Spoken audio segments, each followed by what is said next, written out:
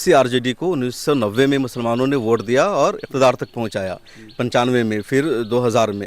लेकिन जब 2005 का चुनाव हुआ, मुसलमानों ने वोट नहीं किया दूसरी मरतबा, तो लालू प्रसाद यादव की पार्टी हार गई, नीतीश कुमार चीफ मिनिस्टर बने। 2010 में मुसलमानों ने वोट नहीं किया, 15 में गठबंधन था नीतीश और आरजेडी का। तो मुसलमानों को अपनी लीडरशिप चाहिए, अपनी क़यादत चाहिए, अपना ऐसा लीडर हो जो उनके हक़ में बोलने वाला हो। आरजेडी के भी बहुत सारे नेता मुसलमानों की आवाज़ उठाते हैं, मुसलमानों के लिए बोलते हैं, क़ारी सुहैब है या बहुत सारे आप उसमें नाम हो सकते हैं। लेकिन अगर एक कोई पार्टी है वो अपना हक़ चाहती है तो उन्हें आपको देना। सलाम आदाब, आप देख रहे जूम इंडिया। मैं हूं शमीम अनवर। साल 2025 के अंत में बिहार का विधानसभा चुनाव होने वाला है और जब भी किसी भी स्टेट में चुनाव की बात होती है तो वहाँ मुस्लिम वोटों की बात ज़रूर की जाती है। बिहार में भी सेम हालत है और बिहार में मुस्लिम वोटों की चर्चा इसलिए भी हो रही है कि इस बार बिहार विधानसभा में तीन पार्टियाँ हैं जो मुस्लिम वोटों के दावेदार हैं। एक आरजेडी, दूसरी एआईएमआईएम और तीसरी इस बार जो नई पार्टी जनसुराज की पार्टी आई है।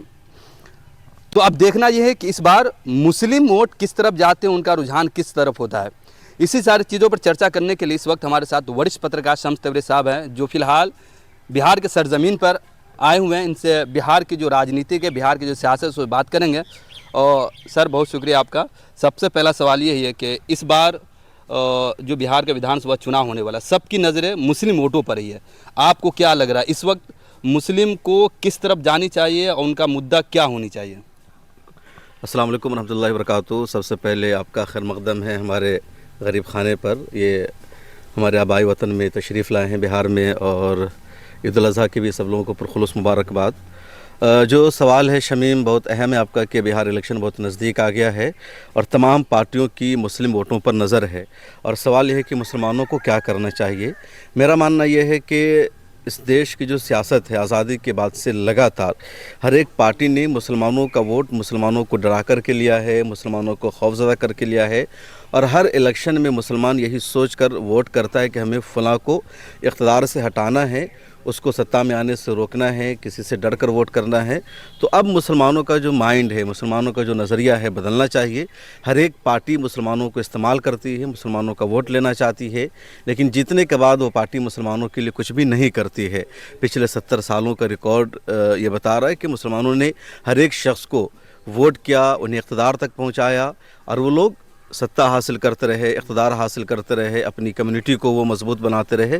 और मुसलमान कौम लगातार ज़वाल का शिकार होती रही, मुसलमान कौम लगातार पीछे होती रही।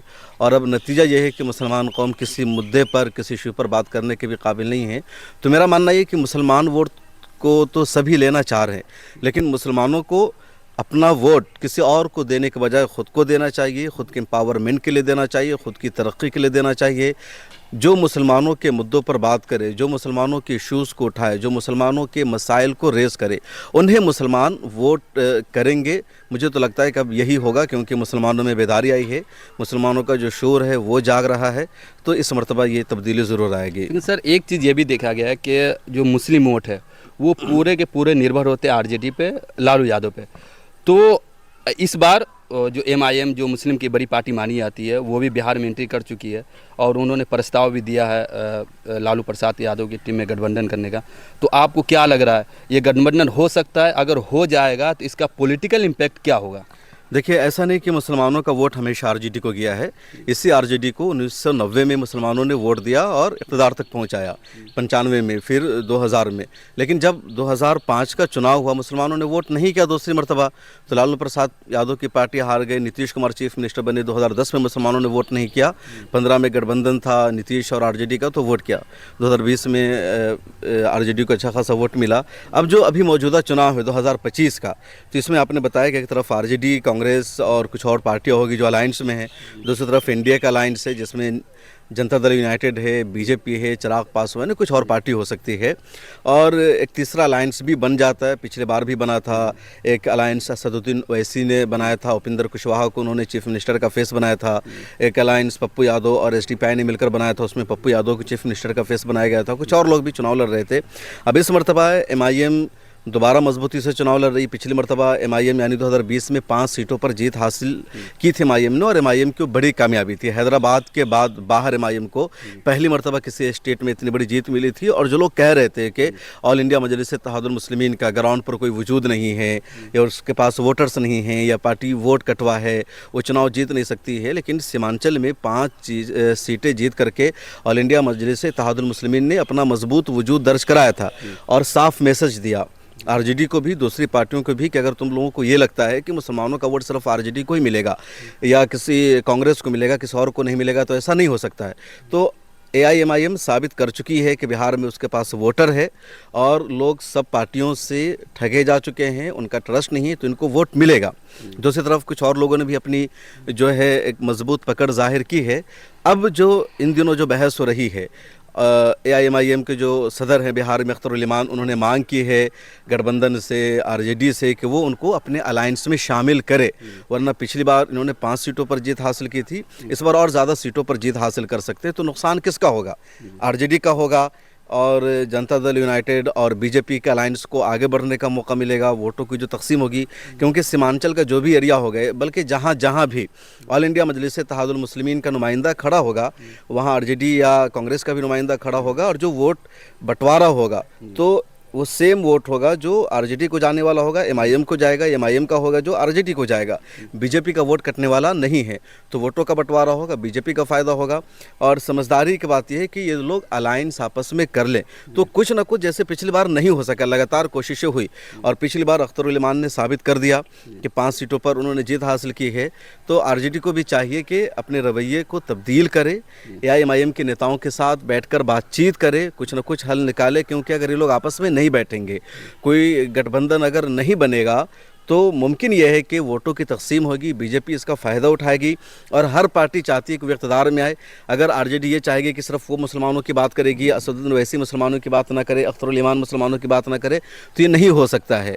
मुसलमानों को अपनी लीडरशिप चाहिए, अपनी क़यादत चाहिए, अपना ऐसा लीडर हो जो उनके हक़ में बोलने वाला हो। आरजेडी के भी बहुत सारे नेता मुसलमानों की आवाज़ उठाते हैं, मुसलमानों के लिए बोलते हैं, क़ारी सुहैब है या बहुत सारे आप उसमें नाम हो सकते हैं, लेकिन अगर एक कोई पार्टी है वो अपना हक चाहती है तो उन्हें आपको देना पड़ेगा। लेकिन सर, जेडीयू के जो नेता है वो इतराज़ कर रहे हैं कि भाई थोड़ी सी शर्म आनी चाहिए, जिस पार्टी ने आपके 5-4 विधायक को खरीद लिया था, उसमें फिर शामिल होने का आप कैसे सोच सकते हैं? देखिए, सियासत में सब चीज़ें चलती रहती है। जो जदयू के नेता ये कह रहे हैं, उनको ही बीजेपी ने कितनी मरतबा तोड़ने की कोशिश की है। बीजेपी ने जनता दल यूनाइटेड को एक तरह से ख़त्म कर दिया बिहार में। नीतीश कुमार का कुछ भी नहीं चल रहा है बिहार में, उनके जो 2 डिप्टी चीफ मिनिस्टर है वो चला रहे, बीजेपी बिहार की सरकार चला रही है। तो क्या नीतीश कुमार का या उनकी पार्टी का अलायंस नहीं है बीजेपी से? ऐसी कितनी पार्टी है जिसको बीजेपी ने तोड़ दिया है, लेकिन उनके साथ ही महाराष्ट्र में देखिए शिवसेना, बीजेपी ने 2 टुकड़े में कर दिया। एकनाथ शिंदे को पिछली बार चीफ मिनिस्टर बनाया गया, इस मरतबा उनसे चीफ मिनिस्टर की कुर्सी छीन ली गई, इसके बावजूद उनके साथ वो अलायंस में बने हुए हैं। तो सियासत में ये चीज़ें आम बात है कि कौन किसके साथ है, नहीं है। जनता दल यूनाइटेड ने 2015 में छोड़ दिया था बीजेपी को, इक़्तिदार में नहीं आ सकी बीजेपी, 14 में अलायंस ख़त्म हो गया था, फिर दोनों अलायंस में आ गए। एक बार फिर नीतीश कुमार ने बीजेपी को छोड़ दिया, उनसे अलायंस ख़त्म कर लिया, दोबारा बीजेपी ने उनके साथ अलायंस किया।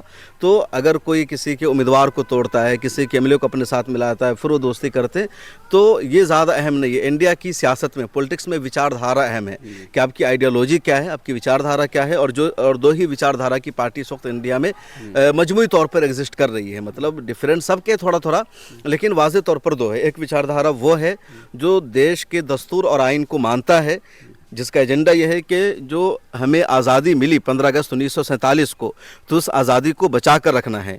भीमराव अंबेडकर और उनकी जो पूरी टीम ने जो आइन बनाया था, उस आइन को हमें महफूज रखना, उस आइन में किसी तरह के चेंजेस ना हो, कोई तब्दीली ना हो। एक विचारधारा ये है। दूसरी विचारधारा यह है कि जो मनुस्मृति को इंडिया में नाफिज करना चाहते हैं, जो लोग इंडिया के दस्तूर को नहीं मानते हैं, जो बाबा साहब अम्बेडकर पर सवाल उठाते हैं, जो महात्मा गांधी को नहीं मानते हैं, जो गोडसे का हिंदुस्तान चाहते हैं, एक विचारधारा वो है। तो दो विचारधारा के बीच में लड़ाई है। बकिया सबका अलग अलग है, कांग्रेस का कुछ एजेंडा अलग है, MIM का कुछ अलग है, RJD का कुछ अलग है, लेकिन मजमूई तौर पर ये सारे इस बात पर मुत्तफिक हैं, एक है कि हमें इस आइन को बचाना है, मनुस्मृति को नाफिज नहीं होने देना। दूसरी तरफ बीजेपी है जिसका वाहिद एजेंडा ये है कि मनुस्मृति को लाना है, हिंदुस्तान के आइन को बदलना है, इसे हिंदू राष्ट्र में तब्दील करना है। अब जो लोग भी बीजेपी के साथ जाते हैं यकीनी तौर पर उनकी वही विचारधारा मानी जाएगी। तो ये दो विचारधारा है, उसके अलावा कोई और तीसरी विचारधारा इंडिया में इस वक्त एग्जिस्ट नहीं कर रही है। और जब विचारधारा पर सब एक है तो इसलिए सारे लोग मुत्तहिद हो जाते हैं। अब देखिए लोकसभा के इलेक्शन में शिवसेना की अलग आइडियोलॉजी थी, कांग्रेस की अलग थी, आम आदमी पार्टी की अलग आइडियोलॉजी थी, सब लोग मिल गए, एक साथ आकर के सब लोग चुनाव लड़ रहे हैं।